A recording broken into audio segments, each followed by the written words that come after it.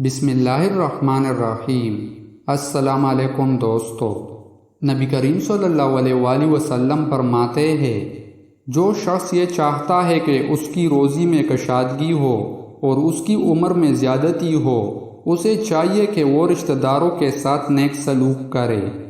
کسی شخص کو دین میں بصیرت زیادہ نہیں ہوتی سوائے اس کے کہ اس کے اعمال میں اعتدال اور میانہ روی نہ آ جائے۔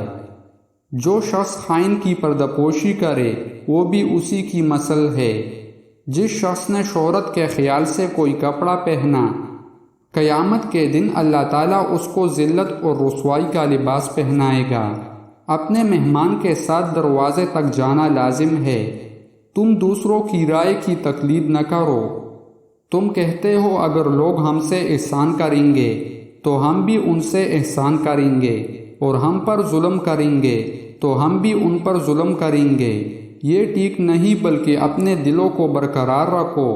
اگر لوگ تم پر احسان کرے تو تم بھی احسان کرو، اگر برائی کرے تو تم ظلم نہ کرو۔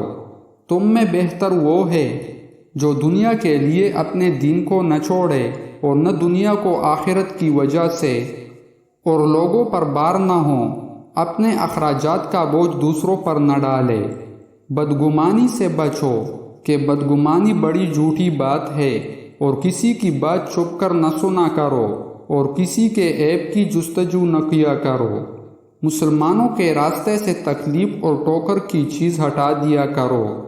کسی شخص کے لیے جائز نہیں کہ اپنے مسلمان بھائی سے ناراض ہو کر 3 رات سے زیادہ تک ملاقات کرے۔